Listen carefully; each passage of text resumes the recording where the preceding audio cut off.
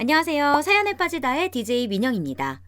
오늘 사연은요, 훈훈하면서도 통쾌한 사연인데요. 역시 열심히 살다 보면 언젠가 기회는 꼭 찾아오는 것 같아요. 오늘 사연도 재미있게 끝까지 들어주세요.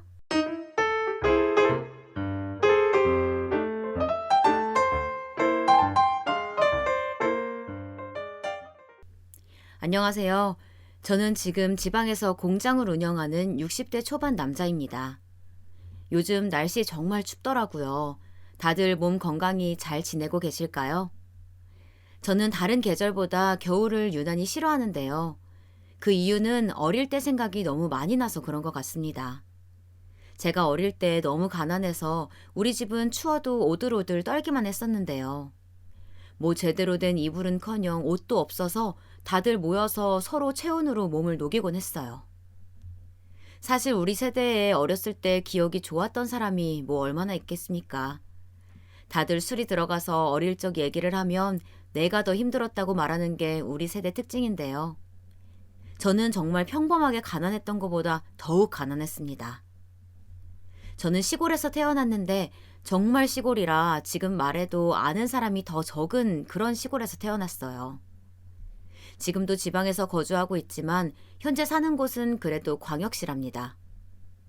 제가 태어난 고향은 광역시는커녕 인구가 5만 명도 되지 않는 아주 소도시였고 지금도 발달되지 않은 곳이에요. 저는 그런 시골 동네에서 가장 못 사는 집에서 6남매 중 막내 아들로 태어났습니다. 시골에서 태어나신 분들은 아실 텐데 그 못 사는 시골에서도 유난히 특히 더 못 사는 집들이 있어요. 그 집이 제가 태어나고 자란 집입니다. 사실 그걸 집이라고 불러도 되는지 모르겠습니다. 문도 있고 방도 있긴 했지만 불법으로 건축한 것이라 여름엔 밖보다 안이 더 덥고 겨울엔 밖이 더 따뜻한 그런 곳이었어요. 그런데 그 좁디 좁은 집에서 6남매가 살았으니 얼마나 비좁았겠어요. 게다가 활용 점정으로 우리 집은 화장실도 없어서 마을에 있는 공용 화장실을 써야 했습니다. 불법으로 개조한 집이니까 화장실이 있을 리가 없죠. 그래서 밤에 자기 전에 식구들끼리 미리 화장실에 다녀오곤 했는데요. 그때 가지 않으면 밤새 참거나 요강에 싸기도 했습니다. 화장실이 없으니까 제대로 씻지도 못했는데 급한 대로 아침에는 수건에 물을 묻혀서 서로 닦아주고는 했어요. 아무리 가난해도 다들 화장실은 있던데 마을에서 화장실 없는 집은 우리가 유일했죠. 저는 어릴 때에도 화장실 없는 집이라고 하면 다 우리 집인 걸 알아서 우리 집이 특별히 더 가난하다는 걸 느낄 수 있었죠. 저는 게다가 엄마라는 존재를 태어나서 본 적이 없어요. 겪어본 적도 없습니다. 왜냐하면 제가 태어나고 50일 정도 되었을 때 엄마는 지긋지긋한 이 가난이 싫다고 하시며 집을 나가셨기 때문입니다. 아버지와 어머니는 직업이 없이 동네에서 다른 집 농사를 돕거나 식당에서 일을 거들어서 돈을 벌고는 하셨는데요. 어머니는 더 그렇게 살기 싫다고 밤에 식구들 잘 때 나가셨다고 해요. 제 위로 형 2명과 누나 3명이 있습니다. 우리 집은 제일 큰 형인 장남을 제외하고는 고등학교를 졸업한 사람이 아예 없습니다. 아버지는 심지어 초등학교도 졸업하지 못하셨고 어머니도 그건 마찬가지였다고 해요. 남들은 그래도 본인 소유의 집이라도 있었지만 우리 집은 집도 제대로 있지 않고 아버지는 직업도 없어서 때로는 집을 나가 옆 동네에 가서 공사판이나 청소를 하시며 돈을 버셨습니다. 아버지는 그래도 자식들에 대한 사랑은 엄청나셨는데요. 사랑과 돈은 별개지 않습니까? 아버지가 아무리 돈을 벌어와도 우리 집은 6남매니까 누구 하나 배불리 먹어본 적이 전혀 없습니다. 과자는 당연히 꿈도 못 꾸었고요. 밥을 먹어도 다들 배고픈 것은 알지만 누구 하나 더 먹겠다고 나설 수가 없었습니다. 가끔 마을에서 우리 보고 먹으라고 당근이나 감자를 주시곤 했는데요. 그걸로 겨우 배를 채워도 허기짐은 어김없이 우리를 찾아와 힘들게 하더라고요. 옆집 형준이 어머님이 그래도 밭에서 농사를 지으시고 팔 수 없는 농산물들을 우리 집에 많이 가져다 주셔서 얼마나 고마웠는지 모르겠습니다. 동네 어르신들은 제가 못 먹어서 몸집이 워낙 작으니까 따로 저만 데려가서 사과 같은 것을 주시곤 하셨는데요. 저는 혼자 먹기가 미안해서 집에 가져가서 가족들과 나눠 먹기도 했어요. 아버지는 다른 것보다 우리가 먹지 못하는 게 그렇게 한이 맺히셨다고 합니다. 저는 살면서 제가 성인이 될 때까지 온전한 새 것을 가져본 적이 없어요. 가난하니까 밥도 못 먹어서 안 그래도 마르고 키가 작았었는데 물건들과 옷도 죄다 형들과 누나들이 물려준 것을 사용했었죠. 그렇게 꾀재재한 옷을 입고 다니니까 옷도 금방 다 상해서 옷이 아니고 무슨 거적대기를 입은 모양이었답니다. 누나들과 작은 형도 큰형이 쓰던 것을 물려받았는데 애초에 큰형의 물건이 동네에서 버려진 물건과 옷들을 가져온 거라 상태가 아주 안 좋았어요. 그래도 저는 물건들이나 옷은 그러려니 했습니다. 제가 자라면서 견디기 제일 힘들었던 것은 바로 배고픔이었습니다. 큰형은 고등학교를 상업고등학교를 졸업했는데 졸업하고 바로 취업을 해서 그래도 큰형이 취업을 하니까 그나마 조금 숨통이 트이긴 했어요. 하지만 그래도 여전히 부족했습니다. 워낙 집에 있는 게 없어서 빚을 진 게 많아 벌어도 끝이 없는 생활의 반복이었죠. 누나들은 중학교에 다니다 졸업도 하지 못한 채로 셋 다 공장에 들어가서 일을 하였고 집에 돈을 다 가져왔지만 아버지가 우리를 키우시며 돈을 여기저기 빌리셔서 빚 갚는 데 돈이 다 들어가기도 했습니다. 그래서 우리 식구들은 자라면서 한 명도 배부르게 먹어본 적이 없는데요. 우리 때는 다 도시락을 가지고 다녔잖아요. 그런데 도시락에 넣을 밥이 없어서 한 명도 도시락을 들고 학교에 간 적이 없답니다. 저는 그나마 누나들이 공장에서 가져온 빵을 한두 개씩 가져가긴 했지만 그것도 매일 있던 일은 아니어서 학교에서 얼마나 배가 고팠는지 모르겠어요.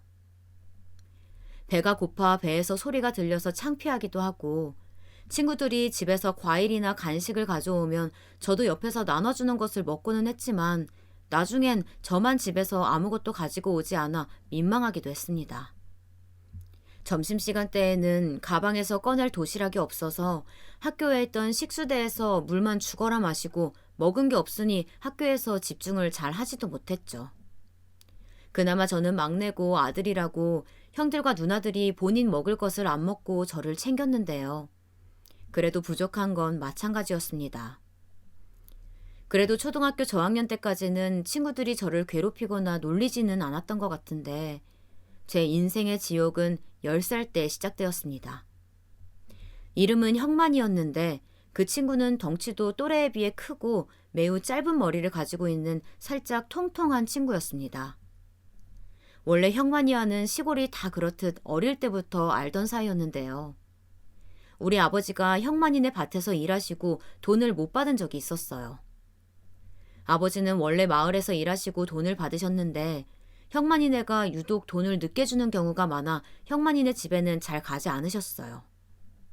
그런데 형만이 아버지가 급하다고 아버지를 부르며 돈을 2배로 주겠다고 하니까 아버지는 가서 일주일이 넘게 일을 하셨대요. 그런데 그 돈을 한 달이 지나도 주지 않았답니다. 아버지가 달라고 해도 다음 날에 주겠다고 하면서 한 달을 주지 않으니 아버지도 화가 나서 왜 돈을 안 주냐고 대문 앞에서 소리를 질렀다고 해요. 사람들이 지나가면서 다 쳐다보고 결국 그 일 때문에 아버지가 형만이 아버지와 싸우셨는데 싸움이 격해지면서 아버지가 넘어져 다친 적이 있습니다. 아버지는 정당하게 일한 몫을 받으려고 했던 건데 오히려 다치시고 돈도 받지 못하고 집에 돌아오시게 된 거죠. 그걸 보고 형들이 형만이네 가서 왜 우리 아버지 일당을 안 주냐고 따져 결국 형만이 아저씨한테 돈을 받아왔는데 그 이후로 형만이네는 우리 집을 아주 극도로 싫어했어요. 동네에 소문을 내고 우리 집을 집중적으로 따돌리고 괴롭혀서 안 그래도 힘들게 살던 우리 집이 더 힘들어졌습니다. 아버지가 일하러 가면 그 집에 가서 왜 우리 아버지를 쓰냐고 난리를 치니 동네 사람들도 점차 아버지에게 일을 맡기지 않았습니다. 우리는 받아야 하는 돈을 받은 건데 우리 집은 억울하게도 배신자 집안이 되어 있었고 공공의 적이 되었어요. 왜냐하면 형만이 아버지가 그 당시 마을 이장이어서 권력이 아주 막강했기 때문입니다. 동네 사람들은 이장에게 잘 보이려고 우리 집하고는 대화도 하지 않았고 간간히 우리에게 먹을 것을 나누어 주던 형준이 어머니도 더는 우리 집하고 교류하지 않았죠. 그래도 그전에는 당근이나 감자를 주셔서 우리가 배고프면 그거라도 먹으면서 살았는데 그것조차 없으니까 얼마나 힘들었는지 몰라요. 아버지는 결국 다른 동네에 가서 일을 하셨는데 오고 가는 시간이 있으니 체력적으로 얼마나 힘드셨겠어요. 사실 동네 주민들에게는 지금도 나쁜 마음은 없는 것이 그렇게 행동하는 게 당연하다고 생각합니다. 우리를 도와주면 본인들이 피해를 보니까 그건 당연한 거였다고 생각해서 지금도 원망스럽지는 않아요. 물론 이장이 그러든 말든 저희를 계속 도와주면 좋지만 그건 드라마에서나 나올 일이고 현실은 그러지 않을 것을 다들 알잖아요. 그래서 속상했지만 우리는 누구를 원망할 수도 없었죠. 하지만 형만이네는 경우가 달랐던 것이 그렇다면 애초에 우리 아버지에게 돈을 제대로 주어야 하는 거 아닐까요? 형만이는 본인 집 가족들이 우리 집을 무시하니까 본인도 저를 괴롭히기 시작했습니다. 안 그래도 시골이라 학생이 많은 것도 아니었는데 형만이는 특유의 그 뱃살이 나온 덩치로 애들을 통솔하며 대장 노릇을 하고 매일 저를 못살게 굴었어요. 거지 새끼! 넌 옷이 그거밖에 없냐? 야, 무슨 쓰레기를 입고 다니냐? 특히 제가 형과 누나들의 옷을 물려 입었는데 그마저도 다 낡은 것들이라 저는 작은 형의 그나마 나은 검은색 옷을 입고 다녔는데 형만이는 그런 저를 놀렸습니다. 또 우리 집에 화장실이 없어서 잘 씻지 못하니 냄새가 난다고 하며 제 옆에 오지도 않았고 친구들이 저와 놀면 더러운 게 묻는다고 같이 놀지 않으니까 저는 자연스럽게 왕따가 되었습니다. 저는 화장실이 없어도 학교에 일찍 와서 비누로 학교 화장실에서 씻고는 해서 그렇게 더럽지 않았는데 자꾸 더럽다고 하니까 얼마나 속상했는지 몰라요. 신발도 저는 형들이 물려준 것을 신었는데 솔직히 신발이 너덜거리긴 했습니다. 안 그래도 너덜거리는 신발을 형만이가 자꾸 밟으니까 나중에는 신을 수조차 없었어요. 또 형만이는 일부러 제 발을 걸어서 넘어지게 만들고 옷에 분필 지우개를 던져서 더럽게 만들고 정말 유치하고 지독하게 저를 괴롭혔죠. 학교가 끝나고 놀 때 저는 당연하게 끼워주지도 않았고 심지어 학교 체육 시간에도 저를 의도적으로 따돌렸습니다. 저도 나름 반항해보고 싶었지만 그 당시엔 저는 못 먹어서 몸집도 작았고 형만이는 컸으니까 물리적으로 무서운 마음이 들어서 생각보다 대항하는 게 쉽지는 않았어요. 괴롭힘은 초등학교를 졸업하고 중학교에 입학하니까 더욱 심해졌는데요. 특히 우리 지역은 중학교가 남자와 여자를 따로 나누어서 입학을 해서 괴롭힘의 정도가 더 심각해졌습니다. 초등학교 때는 단순히 놀리는 것에서 끝났는데 중학교 때에는 인격 모독도 심하고 특히 저를 떠나서 우리 집 가족들을 욕하기 시작했어요. 저는 그런 말들을 들을 때마다 혼자 울음을 삼켜야 했습니다. 그 당시에 저를 도와주는 어른들은 전혀 없었기 때문이에요. 야, 너 엄마 도망갔지? 너희 집 가난해서 그런 거잖아. 너희 아빠 아직도 남의 집에서 일하냐? 이제 우리 동네에선 일도 못하잖아. 제가 대꾸하기 싫어서 무시하면 왜 무시하냐고 제 앞을 가로막고 소리를 질렀는데 물리적으로 형만이의 키가 저보다 머리 하나는 더 커서 정말 무서웠습니다. 너무 위협적으로 느껴져서 저는 형만이 때문에 잠도 못 자고 악몽을 꾸고 학교에 가는 것을 싫어했습니다. 그러던 어느 날 작은 형이 자기가 잘 말해보겠다고 형만이를 보러 학교에 찾아온 적이 있었는데 형만이가 아버지한테 그걸 일러서 학교가 뒤집힌 적이 있습니다. 작은 형은 그냥 형만이에게 괴롭히지만 말아달라며 없는 살림에 사탕까지 사서 주었는데 형만이가 자기가 맞았다며 없는 사실을 만들어내었어요.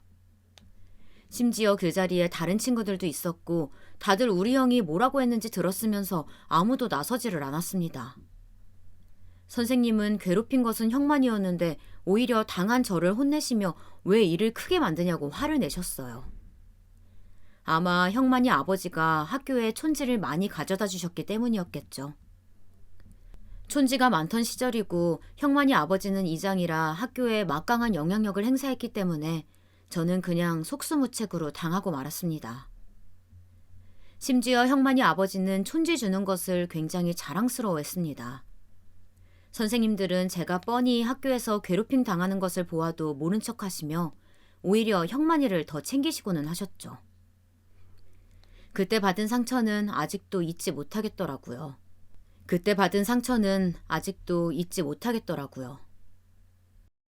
그 일이 있고 나서 형만이 아버지는 저한테도 와서 형만이 괴롭히면 가만 안 둔다고 하셨는데 저는 속으로 괴롭힌 건 제가 아니라 아저씨네 아들이라고 말하고 싶었습니다.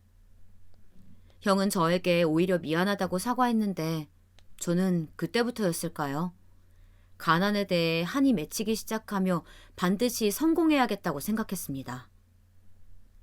그 뒤로 저는 저를 싫어하던 선생님들의 눈초리도 견디고 형만이의 괴롭힘도 견디며 죽어라 공부하기 시작했어요. 제가 공부해서 성적이 좋게 나오니까 저를 좋게 봐주시던 선생님도 계셨고 다른 친구들도 슬며시 저에게 조금씩 다가오기 시작했습니다. 저는 그 덕분에 집에서 잠도 자지 않고 공부를 열심히 하기 시작했어요. 저에게 중학교 시절 공부는 절박함이었습니다. 형들과 누나는 우리 집에서 유일하게 공부하는 사람이 나타났다고 없는 돈을 모아 저를 도와주었고 저는 고등학교에 진학하게 되었습니다. 고등학교는 상업고등학교였는데 우리 지역은 아니고 옆에 있던 큰 도시에 있던 학교였어요. 그때 나름 알아주는 학교였죠. 저를 좋게 봐주셨던 선생님이 저를 따로 부르더니 꼭 여기를 가라고 추천해 주셨어요. 거기가 그 당시 나오면 바로 취업이 된다고 하는 전설의 학교였는데 저는 집안 사정을 아니까 처음에는 제가 가족들에게 부담이 될까 두려워 가지 않겠다고 했지만 형들과 누나들 그리고 아버지가 제 손을 꼭 잡고 무조건 배우라고 배워야 이렇게 살지 않는다며 적극적으로 보내주셨습니다. 그 당시에 큰형은 결혼을 했었는데 형수님의 가족들이 마침 그 지역에 살고 있어서 형수님도 저를 많이 챙겨주셨어요. 그게 얼마나 고마웠는지 몰라요. 처음에 도착해서 아무것도 모를 때 형수님 가족들의 집에서 지냈는데 저는 그때 처음으로 화장실이 있는 집에서 생활하게 되었답니다. 화장실이 집 안에 있는 게 얼마나 행복한지 알게 되니 더 성공하고 싶은 마음이 들었어요. 우리 아버지를 화장실 있는 집에 살게 하고 싶었거든요. 고등학교는 마을에서 통학할 수 없으니 그 지역에서 하숙을 했었는데요. 이 집이 저에게 살면서 아주 큰 영향을 주었습니다. 하숙집 아저씨는 정비소를 하셨는데 성격이 정말 호탕하시고 유쾌하신 분이셨어요. 아줌마는 억세고 드셌지만 누구보다 정이 많아서 저를 얼마나 챙겨주셨는지 모르겠어요. 제가 엄마가 없어서 처음에 오히려 아저씨가 훨씬 편했는데 제 사정을 듣더니 아주머니는 정말 엄마의 손길로 저를 돌봐주셨습니다. 그 집에는 초등학생 아들이 하나 있었는데 되게 숫기가 없고 내성적이라 일부러 하숙생을 구했다고 하셨어요. 저는 집에서 막내로 자랐고 형과 누나들이 많아 형들이 저한테 해줬던 것처럼 그 집 아들, 이름은 진수를 대했는데요. 진수는 금세 저를 친형처럼 따랐습니다. 우리 집이 워낙 가난해서 사실 하숙 비용도 누나들과 형들이 공장에서 번 돈을 모아 주었는데 하숙집 아주머니와 아저씨는 제 사정을 듣더니 비용을 반으로 깎아주셨어요. 그리고 저보고 하고 다니는 것이 중요하다고 아주머니가 자기 돈으로 저에게 시장에 가서 옷도 사주셨는데 사실 하숙집도 그렇게 넉넉하신 형편은 아니었거든요. 그런데 저한테 그렇게 대해주시고 제가 나중에 형만이 얘기를 하며 그때 당했던 것들을 얘기하니까 아저씨는 화끈하게 그 새끼 당장 여기로 데리고 오라고 저에게 노발대발 하기도 하셨습니다. 제가 형만이에게 맞아서 코피가 나고 책도 다 찢기고 학교에만 가면 욕을 먹던 게 일상이었는데 사실 아무도 저를 도와주지 않았거든요. 심지어 선생님들은 오히려 저를 혼내시고 형만이 아버지는 우리 집까지 쫓아와서 동네에서 쫓아낸다고 협박하기도 하셨는데 이렇게 제 편에서 제 잘못이 아니라고 하는 어른들을 만나고 마음의 상처가 조금 아물어지게 되었습니다. 그리고 저는 가족들이 힘들게 저를 이렇게 고등학교에 보내고 공부를 시켜주는 거니까 정말 열심히 공부를 했는데요. 고등학교 선생님들은 그런 저를 너무 예뻐해 주시며 도움을 많이 주셨습니다. 제가 돈이 없는 것을 알고 1학년 때 담임 선생님은 학비를 대신 내주시기도 하셨고 3학년 때 담임 선생님은 장학금도 알아봐 주시기도 하셨죠. 담임이 아닌 선생님들도 제가 학교에 제일 일찍 등교해서 공부를 하니까 너무 예쁘다고 문제집과 공책을 선물로 주시며 계속 이렇게 열심히 살라고 하셨어요. 덕분에 저는 고등학교 내내 전교 1등을 했습니다. 또 진수의 공부를 봐주었었는데 하숙집 아주머니는 오히려 우리가 저에게 과외비를 주어야 한다고 말씀도 해주셨어요. 원래 하숙집 비용엔 도시락 비용이 없었는데 아주머니는 제가 종일 학교에서 공부하는 것이 너무 기특하다고 도시락까지 싸서 저에게 주시곤 했어요. 저는 선생님들과 하숙집 아줌마, 아저씨의 애정에 보답하려 얼마나 공부를 악착같이 했는지 모르겠습니다. 또 시골에서 간간히 가족들이 저를 보러 왔는데요. 그럴 때마다 아주머니는 음식을 가득 만들어서 우리 가족들을 맞이해 주셨어요. 우리 가족들도 너무 감사하다고 올 때마다 손에 바리바리 없는 살림에 자꾸 뭘 들고 오니까 나중에는 서로 이러지 말라고 할 정도였답니다. 제가 고등학교를 무사히 졸업하는 게 우리 집에선 정말 경사였어요. 그래서 졸업식 때 아버지와 형들, 누나들이 시골에서 저를 보러 오셨는데 하숙집 아주머니와 아저씨 그리고 진수도 왔었거든요. 하숙집 가족들에게 아버지는 연신 고맙다고 말씀하셨고 큰 누나는 심지어 울컥해서 아주머니와 얘기하다 울기까지 했습니다. 하숙집 아주머니도 오히려 당신 가족들이 저에게 고맙다고 하셨고 진수는 형 제발 우리 집에서 계속 같이 살자고 했죠. 사실 저는 졸업하고 바로 공장에 들어갈 예정이었는데요. 하숙집 아저씨는 저에게 본인 정비소에서 일하는 것이 어떠냐고 제안해 주셨어요. 저야 너무 감사해서 좋다고 얘기하니 아주머니도 좋아하시고 진수도 좋아하고 우리 가족들도 정말 좋아했습니다. 그렇게 아저씨 밑에서 저는 지금 생각해도 그 당시에 제가 기특하게 여겨질 정도로 정말 열심히 돕고 성실하게 일했습니다. 아저씨가 출근하시기 전에 미리 나가서 청소하고 그날 일정을 정리하고 전화를 받았고 아저씨가 출근하시면 옆에서 최대한 거슬리지 않게 도움을 주려고 노력했어요. 손님들이 오시면 최대한 친절하고 신속하게 처리하고 아저씨는 제가 그렇게 일하니까 나중엔 저를 본인 아들이라고 손님들에게 소개하시더라고요. 그걸 진심으로 믿던 손님들도 있었답니다. 아저씨, 자꾸 그러니까 손님들이 진짜 오해하시잖아요. 너 진수 형 아니냐? 진수가 들으면 속상해서 울겠다. 그런 소리 하지 마. 아저씨는 제가 그러지 말라고 하면 오히려 저한테 매정하다고 애정어린 말씀을 해주셔서 저는 얼마나 고마웠는지 모르겠습니다. 그리고 아저씨는 주말에는 무조건 시골로 저를 보내주시며 가는 길에 가족들과 먹으라고 항상 고기를 손에 들려주셨는데요. 정말 그때 받은 따뜻한 마음을 저는 평생 잊을 수가 없어요. 우리 집 형편이 워낙 안 좋아서 고기를 먹는 날이 1년에 몇 번 안 되었는데 아저씨 덕분에 고기를 원 없이 먹을 수 있었습니다. 나이가 되어 군대도 다녀오고 그렇게 아저씨 밑에서 한 3년 정도 일하다 보니 저도 실력이 늘었습니다. 아저씨는 저에게 이 정도면 독립해도 좋다고 하시며 저보고 주변 광역시에 가서 가게를 차리라고 하셨어요. 저는 아직 제 실력이 부족하다고 생각해서 그냥 아저씨와 계속 일하고 싶었는데 아저씨는 저한테 더 넓은 세상에 가서 살아야 한다고 강력하게 주장하셨어요. 무조건 큰 물에서 놀아야 한다고 아저씨는 강제로 저를 보내주셨습니다.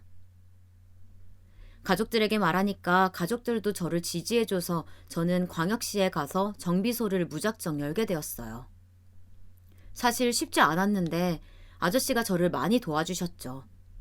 아는 분들 총동원해서 저는 광역시에서 20대 중후반의 나이로 정비소를 열게 되었습니다. 사실 처음에는 너무 막막해서 혼자 울기도 하고 괜히 내가 무모하게 도전하는 것 같아 걱정도 많이 했지만요.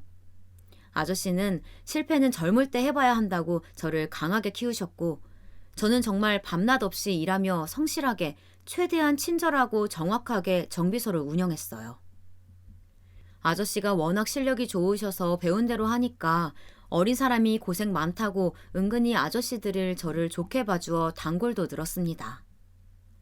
정비소가 또 입소문이 퍼지잖아요. 그래서 무조건 친절하고 성실하게 하니까 저를 좋게 봐주시는 분들이 점점 생겨 나름 단단하게 자리를 잡게 되었어요. 저는 제가 살면서 처음으로 여유가 생겨 아버지를 시골에서 모셔오고 싶었는데 아버지는 그래도 고향이 좋다고 거절하셨어요. 그렇게 동네 사람들에게 배신당한 적도 있고 괴롭힘도 당했으면서 아버지는 고향에서 사는 것을 원하시더라고요. 그래서 형과 누나들과 저는 집을 하나 매매해서 아버지가 조금이나마 더 안전한 곳으로 옮겨드렸습니다. 당신께서 떠나기 싫다고 하니까 우리가 어쩔 도리가 없더라고요. 원래 우리가 살던 집은 보안장치도 없어서 도둑이 들기도 했는데요. 나중에는 가져갈 것도 없는지 도둑도 우리 집을 외면했던 최악의 공간이라 아버지를 안전한 곳으로 모시니까 마음이 참 편했어요. 도둑도 우리 집은 훔쳐갈 게 없는지 마을이 다 털려도 우리 집은 털리지 않았었거든요. 게다가 우리 가족 평생의 한이었던 화장실은 수리해서 아주 넓고 깨끗하게 만들었답니다. 저는 화장실이 있으니 이제야 한숨 돌리게 되었어요. 형만이 아버지는 여전히 그대로셨지만 우리가 자라서 돈이 여유가 생기니까 이제 또 함부로 대하지 못하더라고요. 그렇지만 인간은 변하지 않는다는 것을 본인이 직접 증명이라도 하는 듯 여전히 성격은 드세고 우리만 보면 시비를 걸기도 했습니다. 동네에서도 어찌나 시비를 걸고 다니는지 이제 주민들이 오히려 외면하고 살고 있더라고요. 하지만 저는 이제 무서운 것도 없겠다 당당하게 맞서니까 오히려 역정을 내며 부들대더니 노망이 난 건지 알 수 없는 소리도 하기도 했어요. 아무튼 그래서 사람은 돈이 있어야 한다는 것을 다시 한번 깨닫게 되었습니다. 형만이는 죽었는지 살았는지 소식도 없고 저는 동네에서 동창들을 만나면 그냥 먼저 인사하고 웃어줬더니 친구들은 어릴 때 미안했었다고 사과해서 오히려 졸업하고 원만하게 지내는 사이가 되기도 했습니다. 형만이는 고등학교는 마을에서 나왔다던데 그 뒤로는 잠적을 감추었다고 해요. 그래도 우리 집 가족들이 비록 가난하긴 했지만 그렇다고 남을 괴롭히거나 그런 적은 없어서 동네에서도 예전처럼 우리 집을 비난하거나 그러진 않았어요. 그래도 제 마음속에는 여전히 이장과 형만이에 대한 원망이 자리 잡혀 있었고 마음속에 깊숙이 원망을 담아두고 살았습니다. 저는 광역시에서 그렇게 자리 잡고 살고 있다가 단골 아저씨가 저에게 따님을 만나보라고 하셔서 진짜 그냥 호기심에 만나러 나갔었는데요. 저는 그 아가씨에게 첫눈에 반하게 되었습니다. 다행히 그분도 저를 마음에 들어 하셨고 우리는 결혼까지 하게 되었어요. 장인어른은 사실 그냥 제안한 건데 우리가 결혼할 줄은 몰랐다며 당황스럽지만 축하한다고 적극적으로 밀어주셨습니다. 제가 결혼한다고 하숙집에 알리니까 아저씨와 아주머니는 경사 났다고 축의금도 정말 많이 내주셨고요. 진수도 저에게 형 진심으로 축하한다고 말하며 축복해 주었어요. 우리 가족들도 당연히 제 결혼을 반겼고 다행히 아내 집안에서도 제가 성실하고 돈을 잘 번다고 환영해 주셔서 우리는 양가 가족들의 축하를 받으며 아무 탈 없이 결혼할 수 있었습니다. 저는 아내를 만난 것이 인생의 행운이라고 생각하는데요. 아내를 만나고 결혼 생활을 시작하고 제 정비소는 훨씬 더 잘 되기 시작했기 때문입니다. 그 전에도 사실 돈을 못 버는 건 아니었는데 결혼하고 나서는 너무 잘 되어서 아내까지 나와서 제 일을 도울 지경이었어요. 장인어른에게 감사하다고 하니까 오히려 자기가 사람을 잘 봤다고 좋아하셨고 이렇게 제가 잘 살 수 있는 것도 다 하숙집 아저씨와 고등학교 선생님들 덕분이라 저는 잘 될수록 그분들을 찾아가서 감사를 표시했습니다. 받은 건 돌려줘야 한다고 아버지가 꼭 가르치셨기 때문에 저는 잊지 않고 찾아갔어요. 가면서 마음이 어찌나 설레던지 모르겠습니다. 백화점에 가서 비싼 선물을 꼭 들고 갔는데 너무나도 좋은 어른들이라 제가 찾아가면 본인들은 한 게 없다고 저에게 너무 잘 됐다고 하셨고 특히 고등학교 1학년 때 담임 선생님은 여자 선생님이셨는데 제 손을 꼭 잡고 그동안 고생 많았다고 말하며 우시기도 하셨어요. 저는 정말 많이 챙겨주셨던 분들이라 저도 울컥해서 선생님을 끌어안아 같이 울었습니다. 이상하게 다 자랐는데도 선생님들을 보면 제가 어린 학생이 된 기분이 들더라고요. 선생님들은 저보고 그렇게 열심히 공부하던 것을 보면 당연히 제가 이렇게 성공할 줄 알았다며 어렸을 때부터 성실하고 예뻤다고 여전히 칭찬을 많이 해주셨어요. 저는 그때 받은 은혜들을 지나칠 수 없어 몇 배로 돌려주고 싶었는데 끝까지 거절하셔서 그럼 차라리 저처럼 가난한 아이들에게 기부하시라고 했더니 너무 좋아하시더라고요. 그렇게 저는 돈을 벌며 저처럼 가난한 아이들이 성공할 기회를 주고 싶어서 졸업한 학교에 장학금을 매년 주었습니다. 장학금을 받은 아이들이 저에게 고맙다고 따로 연락이 왔던 적도 있었는데 살면서 그렇게 뿌듯했던 적은 없는 것 같아요. 저는 그냥 받은 애정에 보답했을 뿐인데 다들 저보고 대단하다고 해주니 쑥스럽기도 했습니다. 아내와의 사이도 너무 좋아서 저는 무려 3남매를 낳았는데요. 첫째와 막내는 여자고 둘째는 남자로 태어났어요.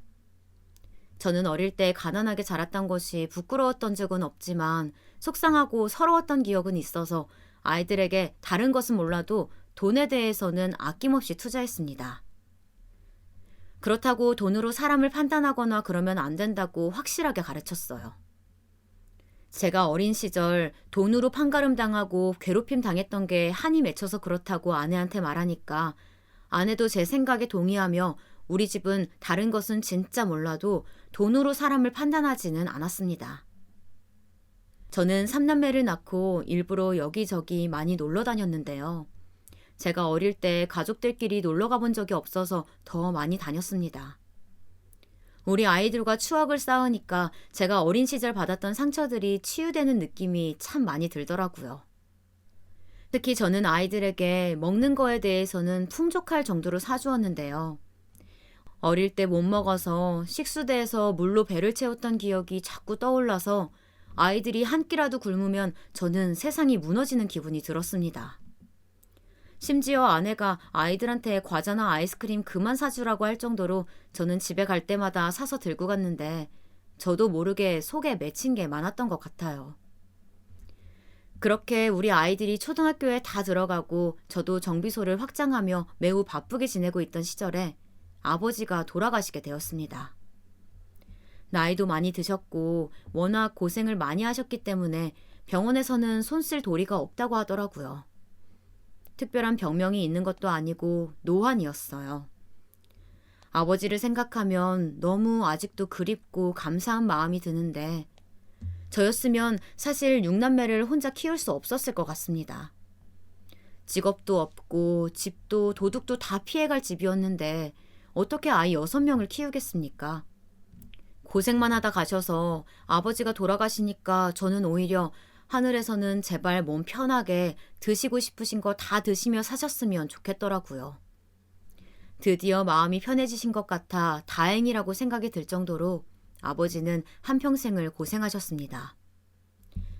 아버지는 집에서 음식을 먹지도 않고 항상 당신은 이미 먹고 왔다고 하셨는데 저는 어릴 때는 그 말을 믿었지만 크면서 아버지는 그냥 굶으셨다는 것을 알게 되었어요. 아버지는 평생을 마른 몸으로 사셨는데 제가 성공하고 아무리 기름진 음식을 먹여도 이미 망가진 몸이 잘 돌아오지 않더라고요. 병원에서는 그래도 아버지 연세에 암 같은 병 없이 노환으로 돌아가신 게 다행이라고 했는데 아버지 인생만 생각하면 눈물이 나옵니다. 특히 저는 그래도 막내라서 다른 형제와 비교해 아주 조금 넉넉하게 자랐지만 누나들은 중학교도 나오지 못하고 자랐으니 원망이 클 법도 한데요.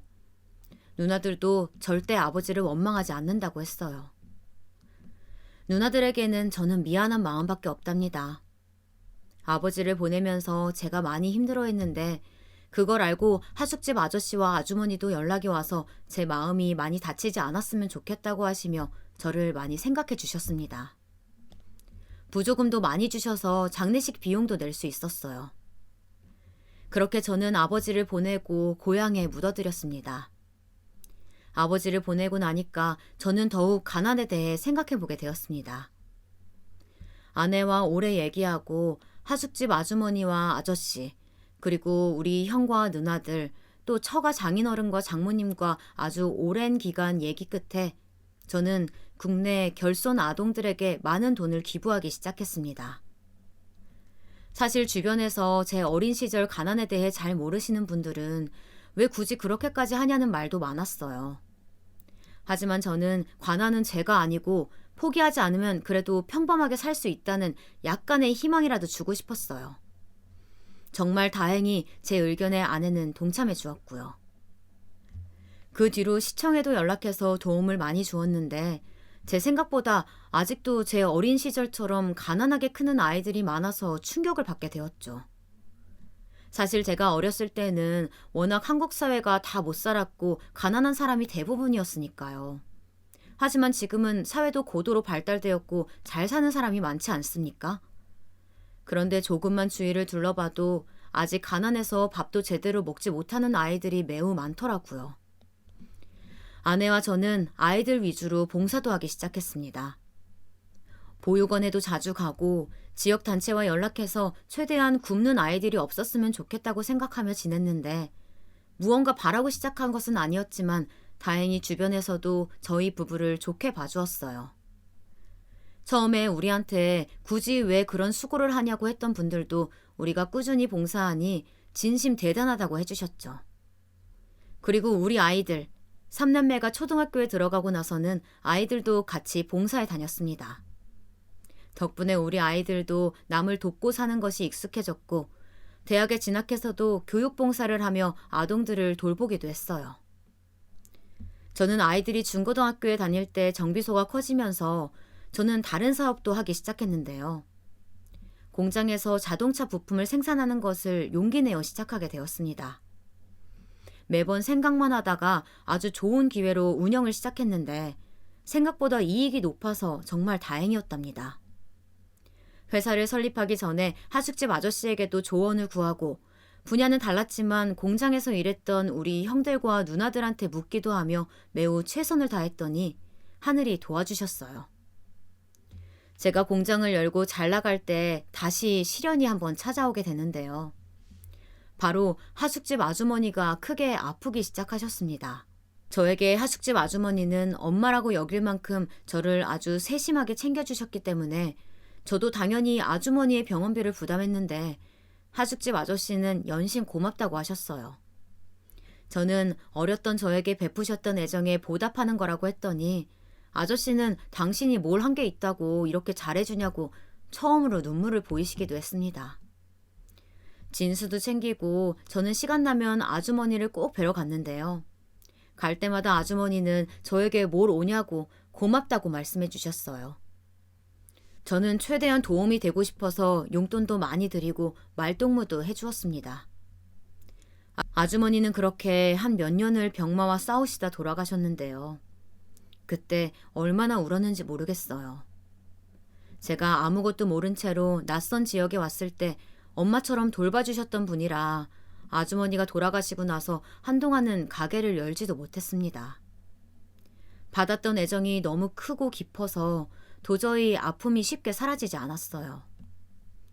너무 울면 머리가 아프다는 것을 그때 알게 되었는데 아주머니가 돌아가시기 전에 우리 아이들에게 꼭 저처럼 훌륭하게 자라라고 하셨거든요. 가난하고 볼품 없었던 고등학생이었던 저를 이렇게 성장시키고 성공하게 만드신 것은 이런 좋은 어른들이었기 때문에 저는 그 뒤로 더욱 사회에 공헌하며 살아야겠다고 마음먹었습니다. 기부도 많이 하니까 나중에는 시청에서 제 이름을 따서 장학금까지 만들게 되었어요. 그러면서 동시에 도대체 형만이 아버지와 형만이는 나에게 왜 그랬을까 생각을 하기도 했어요. 잊었다고 생각했는데 전혀 아니더라고요. 이미 저는 잘 살고 먹고 싶은 것도 마음껏 먹고 옷도 하나만 입고 다니지 않는데도 살다가 문득 생각이 나면 울컥하는 마음이 없어지지를 않더라고요. 제가 어렸을 때 가난해서 괴롭힘을 심하게 당하고 모멸감을 느꼈던 것을 우리 아이들과 아내도 아는데요.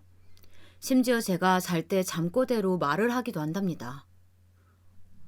여보, 그때 당했던 거 아직도 마음 깊게 남아있나 봐. 당신 잘 때 막 소리 지를 때도 있어. 울분에 찬 듯이. 나는 괜찮은데 여보 상태가 너무 걱정돼. 내가? 내가 자면서 그런다고? 음, 갑자기 몸을 반쯤 일으키더니 허공을 향해서 소리를 지르더라고. 내가 말 걸어도 듣지도 못하고 몸을 부들부들 떠는데 옆에서 보면서 너무 안쓰러웠어. 아내가 진심으로 제가 걱정되어 병원에 가보는 것이 어떠냐고 제안할 정도로 저는 그 어린 시절이 트라우마로 깊게 남아 있었어요. 저는 잊으려고 노력했지만 잊고 싶을수록 생각이 더 나서 힘들었죠.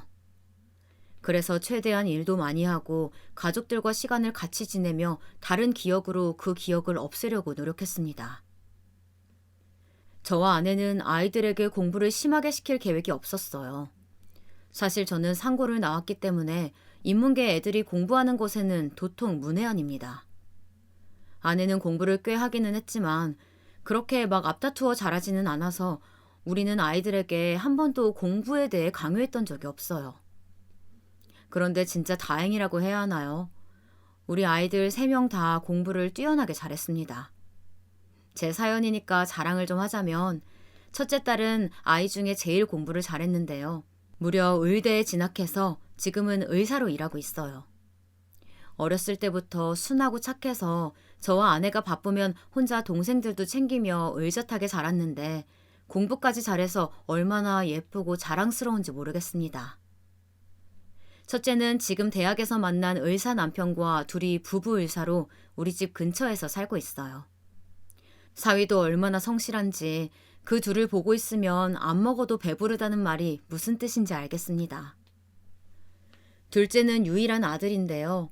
누나와 동생과 비교해 많이 까불기는 했어요. 남자아이라 활동량부터가 달랐고 먹는 양도 차이가 났습니다. 또 어찌나 산만하던지 거짓말 안 하고 잠을 잘 때를 제외하고는 종일 떠들고 뛰어다니더라고요. 아들은 아무리 제가 몸으로 놀아줘도 지치는 법을 모르는 상태였어요. 일부러 일하는 곳에 데려가 체력을 빼도 전혀 지치는 법이 없었죠. 그래서 아내와 저는 아들한테는 공부를 기대 안 했었는데 의외로 고등학교에 가더니 공부를 열심히 해서 지금은 변호사입니다. 중학교 때까지는 분명 반에서 공부를 못하는 축이었는데 고등학교에 가더니 정신 차리고 공부하기 시작했어요. 나중에 듣기론 첫사랑이 공부 못하는 사람이 싫다고 그래서 그랬다고 하네요. 아들은 고등학교 때 만났던 첫사랑과 결혼을 했는데 저도 이미 알던 아이였고 정말 참하고 착한 여자라 둘이 결혼한다고 했을 때 저와 아내는 환영했어요. 다만 며느리 집안 사정이 좋지 않아서 처음에 며느리가 마음고생을 하는 것 같길래 제가 따로 불러 돈은 전혀 걱정하지 말라고 했습니다. 사람이 중요하지 어디 가난이 중요한가요? 물론 돈은 분명 중요하고 저도 누구보다 돈의 필요성을 잘 알고 있어요. 하지만 적어도 우리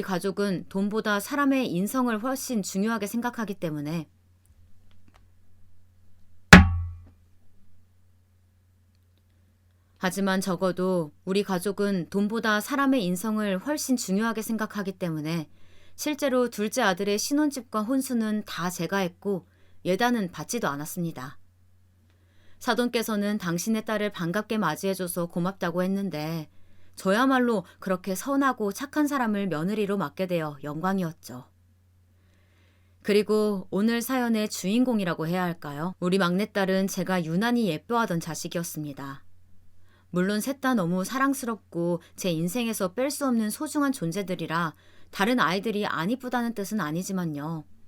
다둥이 부모님들이라면 제 말을 아실 거예요. 막내는 그냥 뭘 해도 예쁘더라고요. 첫째한테 애틋하고 미안한 마음이 있다면 막내는 사실 사고를 쳐도 그저 사랑스러워서 막내만 보고 있으면 그냥 웃음이 나와요. 우리 막내딸은 지금 초등학교 선생님으로 일하고 있는데요. 이것도 저와 아내가 막내가 어릴 때 보육원 봉사에 데리고 다녔던 영향이라고 본인이 말하더라고요. 막내딸도 결혼할 시기가 와서 우리에게 말을 꺼냈는데요. 예비사위는 농사를 짓는다고 하더라고요. 사실 저는 처음에 놀랐어요. 농사가 나빠서가 아니고 요즘 시대에 젊은 사람이 농사를 짓는다는 게 신기해서 도대체 어떤 사람이 사위가 될지 궁금했습니다. 그래서 막내딸이 사위를 집으로 데려온 데서 봤더니 사실 아내와 저는 막내 사위가 그렇게 달갑지는 않았어요. 순하고 성실했던 첫째 사위와 달리 묘하게 건방진 구석이 있어 특히 아내가 마음에 들어하지 않았습니다. 눈빛이 마음에 들지 않는다며 아내가 얼마나 욕을 했는지 몰라요. 그런데 막내로 자라 철이 없던 막내딸은 그런 모습이 당당하고 멋있다며 결혼하고 싶다고 했죠. 자식 이기는 부모 없잖아요. 마음에 안 들어도 본인이 좋다는데 뭐 어쩌겠나요. 본인이 알아서 책임진다고 딸이 강력하게 주장을 하길래 알겠다고 하고 상견례 전에 아이들을 통해 본격적으로 결혼 준비를 시작하는데 사위가 본인 집에 돈이 없다고 하더래요. 아내는 안 그래도 마음에 안 드는데 돈까지 없다고 계속 옆에서 불만을 제기했고 딸은 그럴수록 더 결혼하면 괜찮을 거라고 고집을 부려서 한동안 머리가 너무 아팠습니다. 중간에서 아내와 딸의 의견을 적당히 조율하느라 머리가 터지는 줄 알았어요. 그런데 한술 더 떠서 심지어 사위는 집에 빚까지 있다고 말하더라고요. 저는 아이들을 키우면서 절대 안 된다는 말은 하지 않았는데 이번만큼은 막내에게 결혼을 다시 생각해보라고 했더니 막내는 사람은 괜찮다고 자꾸 저와 아내가 선입견에 빠졌다고 했습니다. 결국 또 막내의 의견에 따르기로 하고 우리 집에서 신혼집 비용을 대주기로 하며 상견례를 잡게 되었습니다. 아내는 상견례 식당으로 가는 길에도 이 결혼은 없는 걸로 하고 싶다고 저를 꼬드겼는데 저도 마음 같아선 당장 없고 싶었어요. 하지만 아이가 좋다는데 어쩌겠습니까. 그렇게 착잡한 마음을 가지고 예약한 한식당에 갔는데 심지어 사도는 약속했던 시간보다 40분을 늦게 왔습니다. 아내는 옆에서 딸에게 당장 이 결혼 엎으라고 난리고 저는 그래도 얼굴은 보고 가야 하지 않겠냐고 간신히 달래고 있었는데 그때 문을 열고 예비사위와 그 부모님이 방으로 들어오셨습니다. 늦어서 죄송하다고 하면서 들어오는데 저는 우리 딸의 예비 시아버지 얼굴을 보고 얼음처럼 굳어버렸어요. 바로 예비 시아버지는 형만이었습니다. 제가 어릴 때 가난해서 먹지도 못하고 옷도 하나로 돌려 입었을 때 저를 괴롭혔던 그 형만이요. 우리 아버지가 형만이네 밭에서 죽어라 이랬는데 돈도 안 주고 심지어 달라고 했더니 우리 집을 역적 취급한 그 집이요. 제가 아무 말도 없이 형만이를 바라봤더니 형만이도 저를 쳐다봤습니다. 저는 그 얼굴을 살면서 잊은 적이 없어서 딱 보자마자 알아챘는데요. 형만이는 고개를 갸웃거리더군요. 사실 그것조차 너무 화가 났던 게 피해자는 가해자를 평생 원망하며 살았는데 막상 가해자는 두 발 뻗고 잘 살고 있었다는 거잖아요. 진짜 기가 차고 살면서 마주친 날이 있을까 싶었는데 무려 상견례 자리에서 마주치다니 세상 정말 좁습니다. 기억 안 나? 나 현철이다. 제가 저를 밝히자 그제야 기억이 났는지 형만이는 하더니 얼굴이 새빨개진 채로 어쩔 줄 몰라 했습니다. 저도 도저히 진정되지 않아서 얼굴이 새빨개지고 온몸을 부들거리니까 아내가 저한테 왜 그러냐고 속삭였고 저는 거기 있는 사람들 보고 들으라는 듯 크게 말했습니다. 제가 걔야. 나 어릴 때 가난하다고 때리고 괴롭혔던 놈. 뭐? 당신 어릴 때 하도 괴롭혀서 한 맺힌 그 사람? 그 거지 같은 놈? 거지 같은 집과는 절대 연을 못 맺어. 파혼해. 우리 딸을 저딴 집에 보낼 수는 없지. 당연하지. 아니 안 그래도 자식을 보면 부모를 안다고 처음 볼 때부터 재수없더니. 아내는 저보다 펄쩍 뛰며 상견례 자리에서 자리를 업고 일어났어요. 우리 딸도 처음엔 어리둥절해 있다가 제가 악몽을 꿨던 상대라는 것을 알게 된 이후로는 예비사위가 잡아도 손을 뿌리치더라고요. 다른 건 몰라도 우리 아빠 괴롭혔던 집과는 절대 결혼 못해. 그동안 도대체 우리 아빠를 그렇게 괴롭혔던 사람들이 누굴까 궁금했는데 그게 내 예비 시댁이라고? 나 너무 소름 끼쳐. 앞으로 살면서 절대 마주치지 말자. 사실 속으로 딸이 속상해하면 어쩌나 했는데 다행히 저를 그렇게 괴롭혔던 집이라는 것을 알고 나니 매정하게 뿌리치더라고요. 딸은 그동안의 시간이 아깝다고 부정 탔다며 소금을 뿌리자고까지 했어요. 그래도 저는 상견례 전에 그래도 사돈 뗄 집이니까 우리 공장 직원들에게 농산물을 각각 한 박스씩 보내려고 구두로 사위에게 말했던 적이 있습니다. 직원이 꽤 되기 때문에 사위는 그 뒤로 저에게 참 잘했었는데요. 이제 그 계약도 없던 걸로 되니까 얼마나 당황했겠습니까? 형만이는 아무 말도 하지 못하고 고개를 푹 숙이고 있었어요. 저는 그 모습을 보는데 가슴속에 묵혀두었던 그 어릴 때의 감정이 떠올랐어요. 그렇게 가난으로 저를 괴롭혔던 놈에게 가난으로 갚으니 속이 참 시원했습니다. 너희 아버지 아직도 사람들 막 부리면서 돈 안 주고 그러냐? 진짜 그렇게 살면 마음이 편해? 우리 아버지는 너희 집 때문에 동네에서 그 모멸을 당했는데 라는 뒷말은 혼자 속으로 삼켰지만 저 말을 내뱉는 기분은 진짜 하늘을 난다면 그런 기분일까 생각이 들 정도로 통쾌하더라고요. 그렇게 큰 덩치로 저를 깔아뭉개던 어릴 적의 형만이는 어디로 가고 지금은 아무 말도 못하고 온몸이 새빨개진 채 고개를 숙이고 제 눈도 제대로 쳐다보지 못하는 모습만 남아있는지 기가 막혔습니다. 진짜 그 모습을 찍어서 평생 보고 싶을 정도로 인상 깊더라고요. 입이 있으면 말을 해봐라. 내가 가난했던 건 맞지만 너에게 뭘 잘못했었냐? 가난이 죄야?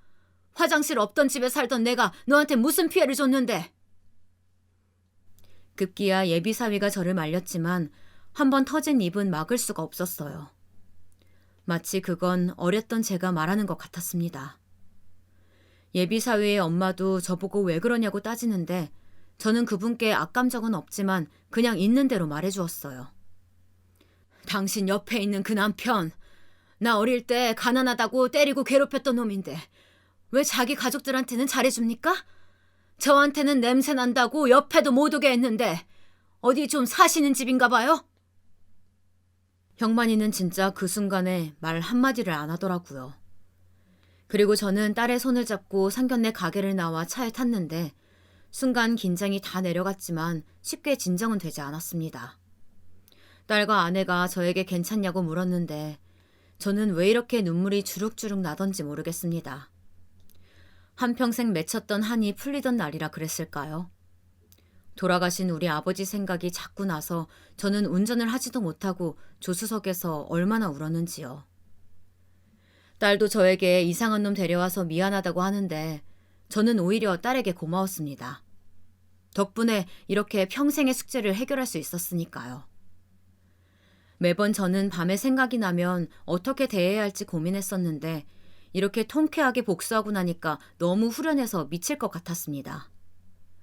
저는 집으로 돌아와 형과 누나들에게 이 소식을 전했고 다들 듣자마자 너무 좋아하면서 저에게 잘했다고 하더군요. 특히 둘째 누나는 저에게 막내가 역시 복덩이라고 하던데 제가 집에서 막내 아들이라 우리 막내딸이 사촌들 사이에서도 제일 막내거든요.